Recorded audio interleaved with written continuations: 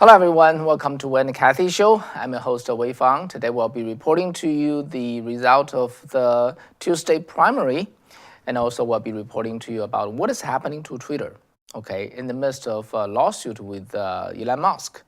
And also we'll be reporting to you a major drought that is happening in China, which is unprecedented, believe it or not. Anyway, so the primary for the midterm election happened in the three states just yesterday, which is Florida, New York, and Oklahoma. As you know, Florida and New York are two big states, okay, two of the largest, 5 states in this country, population-wise. And former President Trump actually proved again he's a, powerful kingmaker. And he endorsed a handful of candidates in this session. And yesterday he gushed out about the wins on his social platform, Truth Social. He said, "It looks like a fantastic evening of all wins, great candidates." And Trump later added that 26-0 tonight, turning numerous tight races into big and easy wins. So he also sending the Truth Social. Overall, for the last 4 years, 98.4% on endorsements. Okay, and Trump even jokingly endorsed the Democratic candidates such as Dan Goldman, who won his New York primary on Tuesday night. And Trump posted, "It's my great honor to strongly endorse him." Okay, he said, I do this not because of the fact that he headed up the impeachment committee and lost, but because he was honorable, fair, and highly intelligent. So that's his word. In a more serious endorsement, Trump backed first Florida district Republican Congressman Matt Gaetz defeated former FedEx executive Mark Lombardo by 44%. 44 percentage points in the primary last night, okay? And the victory came despite Gaetz being under investigation over sex trafficking allegations regarding a minor, okay? And Gaetz is an ally of former President Donald Trump. And actually, political call Gaetz one of the most enthusiastic defenders of the President Trump on cable news, and a proud Trump protege. And the Washington Post wrote the following: unabashedly aligned himself with Trump on basically all things. So, however, in May 2018, Gaetz was one of the 18. This is another thing. Okay, in May 2018, Gaetz was one of the 18 House Republicans to vote to nominate Trump for the Nobel Peace Prize for his role in peace talks with North Korea. However, in the late 2020, the Department of Justice opened an investigation into allegations that Gaetz had a sexual relationship with a 17-year-old girl in exchange for money, which violates the federal sex trafficking laws. The case alleged Gaetz took 3 women to a Bahama in the 2018 trip, including a 17-year-old woman with whom Gaetz was allegedly in a sexual relationship at the time. And in April 2021, which is last year, the House Ethics Committee also announced an investigation. The New York Times in March of 2021 and wrote a lengthy article about this matter and cited 3 anonymous sources claiming that they know the matter. But Matt Gaetz denied it completely and was rather vocal in pushing back the allegation, which he said was ill-intentioned. And Gaetz also said he does not expect to be charged for the crimes of which he's accused because he thinks they don't have any evidence. Well, believe it or not, since then until now, it's almost like 2 years, or at least like we're talking about 18 months, and he was not charged. So that's Gaetz. And look at the other people in the Florida. As we all know, that Governor DeSantis easily won, and facing his opponent in November, the Congressman Christ. And then Senator Marco Rubio is up for re-election, and he won easily. However, for the other houses, it does not supposed to be so simple. However, for the 12 House representatives from the state of Florida that Trump endorsed, they all won last night. Okay, in New York, 3 House representatives and one from the Staten Island, Nicole Maliotakis, and then another two ladies. One is Alice Stefanik from the upstate, 21st century, and Claudia Tenney, upstate, 22nd district. All of them endorsed by Trump, and they all won. Okay, on the Democrat side, Jerry Nadler, if you remember him, Jerry Nadler, who represents the 10th district on the western side of the Manhattan, and then Caroline Maloney, who's from the 12th district from the eastern Manhattan, and they have to compete for one position. Okay, and if you remember that Jerry Nadler is the chairman of the House Judiciary Committee, while the Caroline Maloney is the House Oversight Committee. All right, so they both work with each other for almost like 30 years. However, because of the 2020 census, and then the district map has to be redrawn, and it was just earlier today, a court ordered that these 2 districts merge, so only one can survive. As a result, Jerry Nadler won the primary. So Caroline Maloney, who has been a 30-year House veteran, did not get to return to Washington after November or after next January. And attorney Daniel Goldman, and then who became the first counsel for the 2 impeachment against President Trump, and won the primary on the Democratic side over the former New York Mayor Bill de Blasio and 2 other Democratic opponents. So actually in New York, generally on several fronts, the Democratic moderate defeated the Democratic progressive. So that's one major takeaway from the last night's election.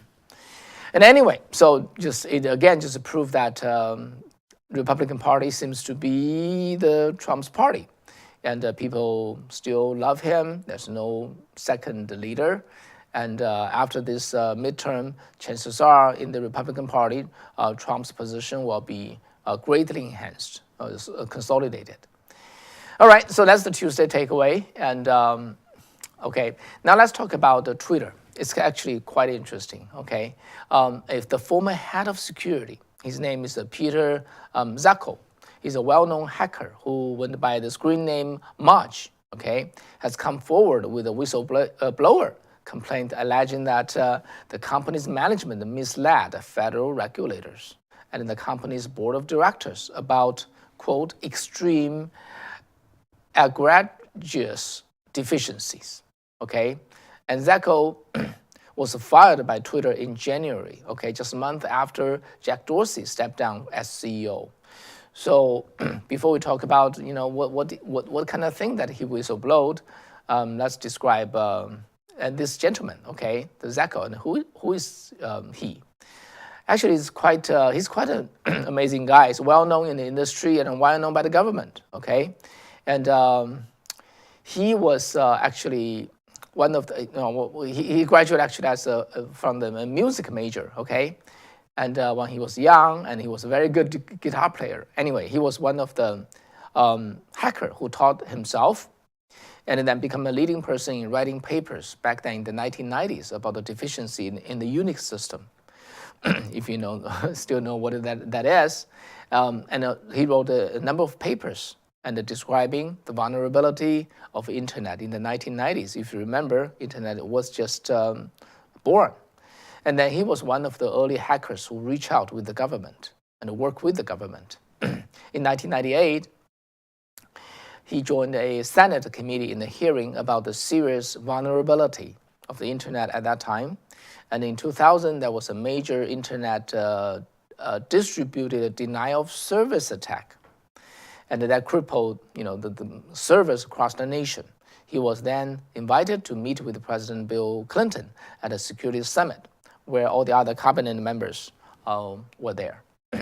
In the year 2010, DARPA, if you remember, the Defense Advanced Research Planning Agency, DARPA. The DARPA is the agency that founded Internet. And he became a program manager at the DARPA. And in July 2020, which is 2 years ago, Twitter faced a hacking attack that compromised multiple high-profile accounts. And then the then CEO Jack Dorsey sought him to join Twitter as the head of security, which he consented. However, he was on the job only for like 15 or 16 months. All right, in the January 2022, he was terminated by the company. And then, so what's the reason? The reason, let me read it to you, and then you tell me how you understand it, is he was fired because of an assessment of how the organization was being led and the impact on top of priority work. So they've been just courteous and ambiguous, and basically they don't like him. So that's about like 8 months ago, right? So since then, apparently has been working on writing a report about the problem at the Twitters, okay? And not only he said that there's a major vulnerability in Twitters, and the top management ignore his warning, and then the executives also withheld important facts about the number of breaches the company faces and the lack of protection of user data. Okay, and instead they show the director's charts measuring unimportant changes and the positive metrics. And then what more is this? Okay, he said that Twitter was threatened by the Russian government before their invasion of the Ukraine, to set up a branch in Russia, or they face being kicked out. And Twitter complied. And meaning that Russia, by setting up a branch in Moscow or in Russia, the Russian government is able to look into the data because it's in their hand. And also, he said Twitter take money from certain Chinese entities. There's no clear name calling, but because of that, the Twitter users from China, their information can be leaked, can be leaked back to CCP, Chinese Communist Party. And what more is Twitter emphasizes on user growth, and then they ignore the fake account issue. Now, take note, okay? This is very relevant to the ongoing lawsuit between Elon Musk, who challenged Twitter that the portion of their fake account is not below 5%, and then because of that, he wants to back out of the purchase agreement, while the Twitter is holding him there in the court, and the trial will come in October. Okay, so that's what Zacko alleged. He also depicted Twitter as a chaotic and a directionless company, and plagued by infighting and unable to protect its data.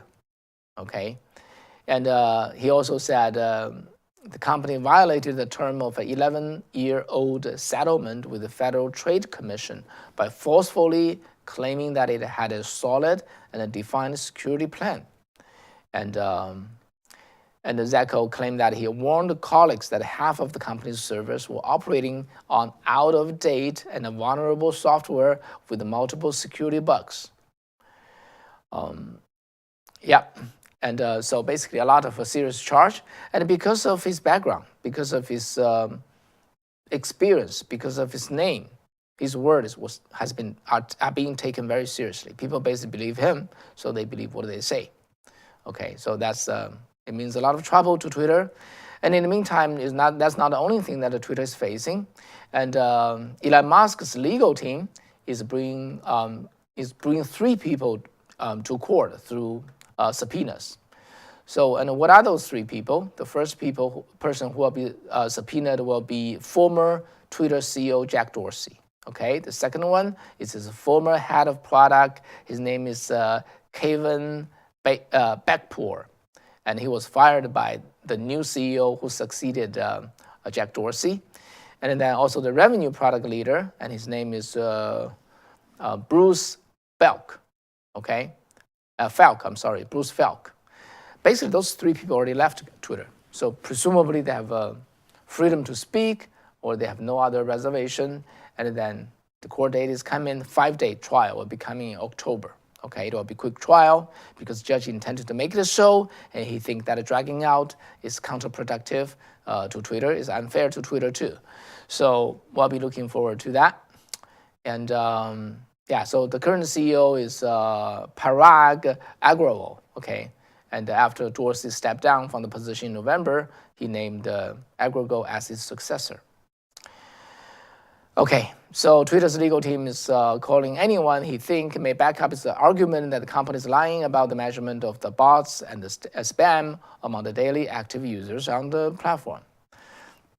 That aside, as a matter of fact, okay, although Elon Musk said he doesn't want to buy Twitter, okay, and because of those bots, and then the Twitter hold him there and saying that you have to buy it, okay, you already signed the agreement. But in my judgment, okay, this is a little commentary from me. I think Elon Musk does want to buy Twitter. He still do, okay? Because in his board meeting at Tesla, he always still talk about what he would do after he getting Twitter, okay? And he's the most avid user of the Twitter, and he love it, he enjoy it, and he has the money to buy it, okay? Now the stock price of the Tesla has come back. He's very wealthy again, and then I think he just want to have a bargain. Well, in the meantime, for the Twitter, who is suing him to buy it, I believe most of them they don't want him to buy it. Okay, so because of if he indeed buy it, all of them will be gone. But because the board of directors has made the decision, and there are $444 billion on the table, so they got no choice. But still, on this very lawsuit, Trump doesn't want to win because he want to still buy it, and then Twitter doesn't want to win either. Okay, and because they wish Elon Musk would walk away.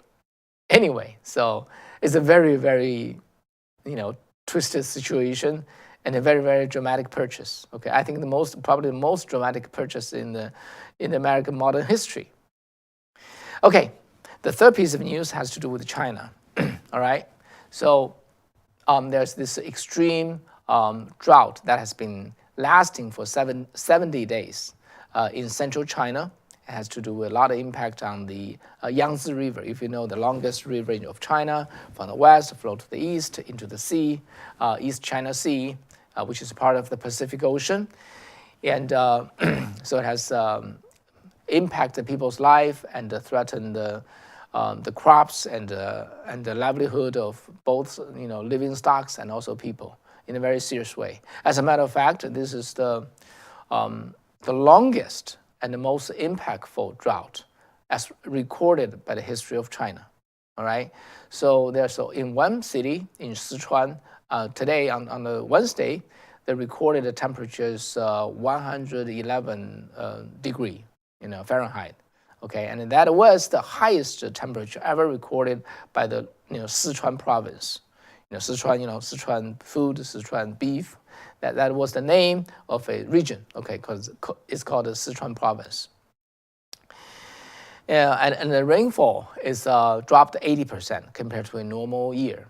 Okay, and over there, people when they need to recharge the battery of their cell phone, how far they have to go. They have to go 6 or 7 miles or 10 kilometers to find a charging station so that they can charge their phone. And what you see here is is the bottom of a lake. All right, it's just like that. And what is especially threatening is the food. Okay, is the crops for the autumn, and that could threaten all the food industry and cause the price of the food to jump up and even possibly create a major food crisis. Because the autumn, the fall harvest took 75% of the entire production in China. the food production. And then for these 6 provinces in Sichuan, Chongqing, and Hubei, Hunan, Jiangsu, Anhui, 6 provinces, okay, the total production of the food is 168 million tons, which takes 25% of the entire nation's product. And now they are all impacted.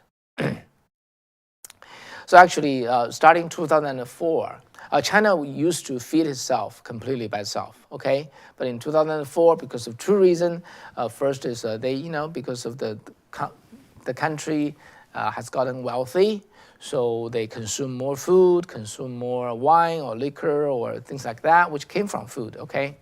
And also because they converted more farmland into urban area to build buildings there.